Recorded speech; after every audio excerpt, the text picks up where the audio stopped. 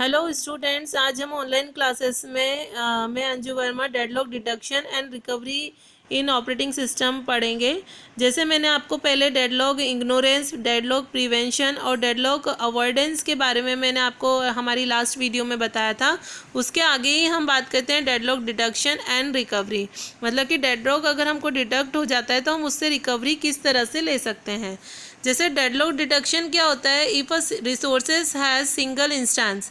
In this case, for deadlock detection, we can run an algorithm to check for cycle in the resources allocation graph.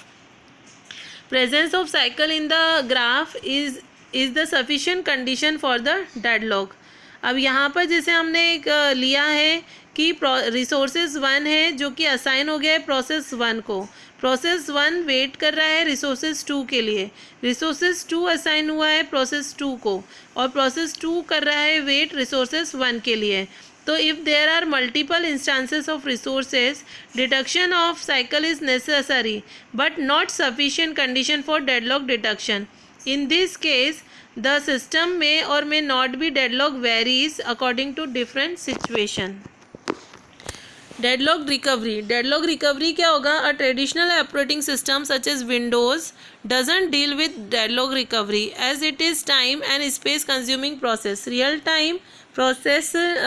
time operating system use deadlock recovery.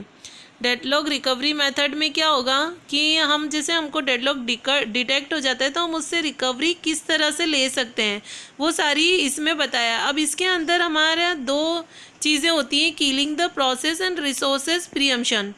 Killing the process में क्या होगा? Killing all the process involve in the deadlock, मतलब कि जितनी भी deadlock में process है उन सभी प्रोसेस को किल कर दिया जाए। किलिंग प्रोसेस 1 बाय 1, एक एक करके ही हम किलिंग करेंगे। After killing each process check for deadlock again, keep repeating the process till system recover from deadlock. Deadlock से जब तक वो सिस्टम रिकवर नहीं हो जाता है तो हम क्या करेंगे, उस प्रोसेस को किल करते रहेंगे और ये चेक करते रहेंगे कि डेडलॉक आ रहा है या डेडलॉक वापस उसमें डिटेक्ट हुआ है या नहीं हुआ है।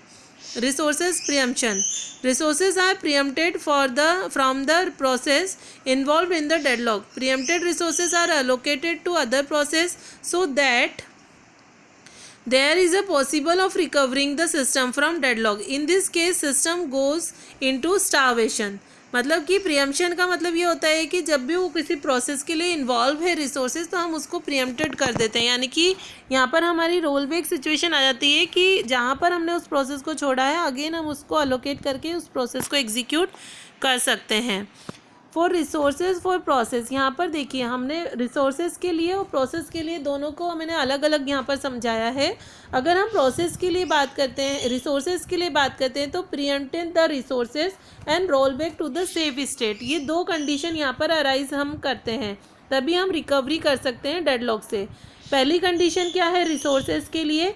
Pre-empt the resource, we can snatch one of the resource from the owner of resource and give it to the other process with the expectation that it will be complete the execution and will release this resource sooner. When choosing a resources which will be snatched in going to be a bit conflict, मतलब यहाँ पर हम preempt the resources में ये करते हैं कि हम वो resources ले लेते हैं उस process से और हम दूसरी प्रोसेस को जिसको ज़्यादा ज़रूरत हो रही है उस रिसोर्सेज की उसको हम दे देते हैं तो वो अपनी प्रोसेस का एग्जीक्यूशन कंप्लीट करता है। कंप्लीट करने के बाद में वो उस रिसोर्सेज को रिलीज़ कर देगा और फिर हम वो रिसोर्सेज किसी और प्रोसेस को दे सकते हैं। यहाँ पर थोड़ी सी डिफ़िकल्टी हो सकती है। देन इसकी सेकेंड सिचुएशन है roll back to safe state. System passes through various state to get into the deadlock state. The operating system can roll back the system to be previous safe state. For this purpose, operating system need to implement check pointing at every state. This moment we get into deadlock, we will roll back all the allocation to get into the previous safe state. मतलब यहाँ पर हम क्या कर सकते हैं, उसको roll back condition में डाल सकते हैं।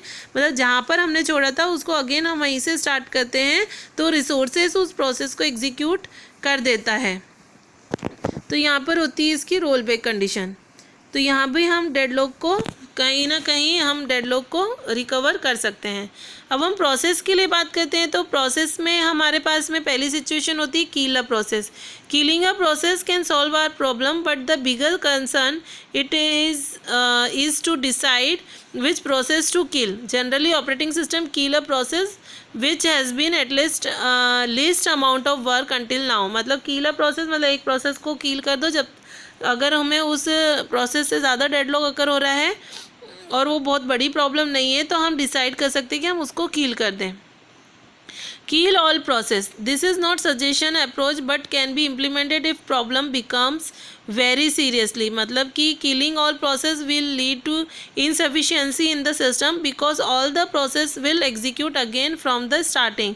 यहाँ पर अगर हम सारी प्रोसेस को एक साथ किल कर देते हैं, जो कि पॉसिबल नहीं होता है, लेकिन अगर हमको इम्प्लीमेंट करना है और हम बहुत ही बड़ी प्रॉब्लम में हैं, तो उस कंडीशन में हम क्या करते हैं, ऑल प्रोसेस को हम किल कर देते हैं और फिर वापस से उन प्रोसेस को हम फिर से एग्जीक्यूट होने के लिए स्टार्ट करते हैं। तो यहाँ पर ये दो चीज़ों, pre-empt the resources and killing the process के द्वारा हम इसकी डेडलॉक की रिकवरी कर सकते हैं। ये मैंने आपको डायग्राम के द्वारा बताया, रिकवरी दोनों की, रिसोर्सेज और प्रोसेस।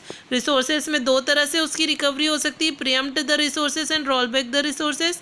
एंड प्रोसेस में दो तरह से हम इसकी रिकवरी कर सकते हैं, एक प्रोसेस को किल करना या सारी प्रोसेस को किल कर देना।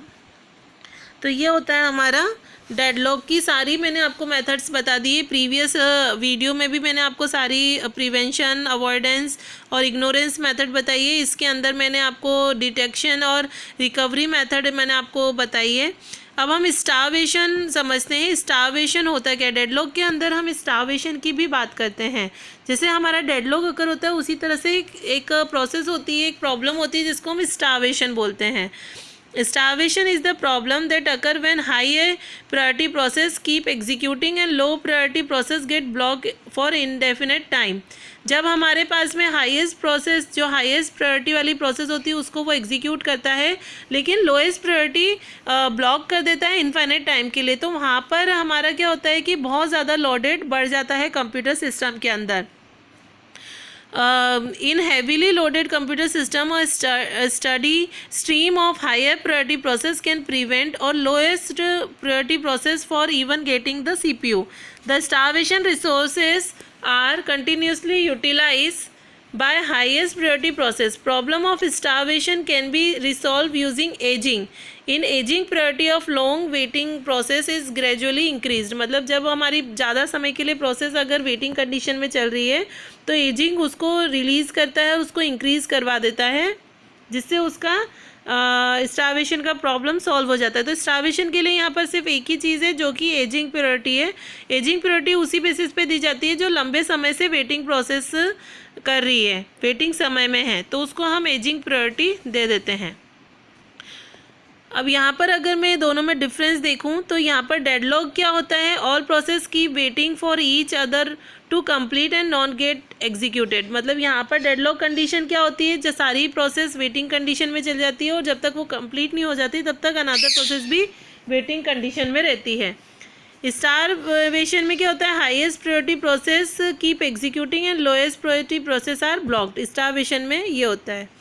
डेडलॉक में resources are blocked by process. यहाँ पर रिसोर्सेज प्रोसेस के द्वारा ब्लॉक्ड हो जाती है। Resources are continuously utilise by high priority process. मतलब यहाँ पर रिसोर्सेज आपके हाईएस्ट प्रायोरिटी प्रोसेस के लिए कंटिन्यूसली यूटिलाइज होती रहेगी। डेडलॉक के अंदर नेसेसरी कंडीशन है mutual exclusion, hold and wait, no preemption, circular wait. जबकि स्टार्वेशन में priority are assign to the process. यहाँ पर सारी प्रोसेस को हम सिर्फ प्रायोरिटी असाइन करते हैं, उसी बेसिस पे हम प्रोसेस को एग्जीक्यूट करते हैं। डेडलॉक के अंदर सर्कुलर वेट हम इसको बोल सकते हैं, जबकि स्टार्वेशन में लिव्ड लॉक की हम इसको बोलते हैं। It can be prevented by avoiding the necessary condition for deadlock. यहाँ पर हम प्रिवेंट कर सकते हैं अवॉइडिंग नेसेसरी कंडीशन के द्वारा डेडलॉक को, और यहाँ पर हमें डेडलॉक प्रिवेंट करने के लिए एजिंग की ज़रूरत पड़ती है। और एजिंग क्या करती है, जो लंबे समय से वेटिंग कंडीशन में रहती है, तो हम एजिंग उसको प्रायोरिटी असाइन करती है, उसको हम एजिंग प्रायोरिटी बोलते हैं। तो ये स्टार्वेशन और डेडलॉक के बीच में डिफरेंस है।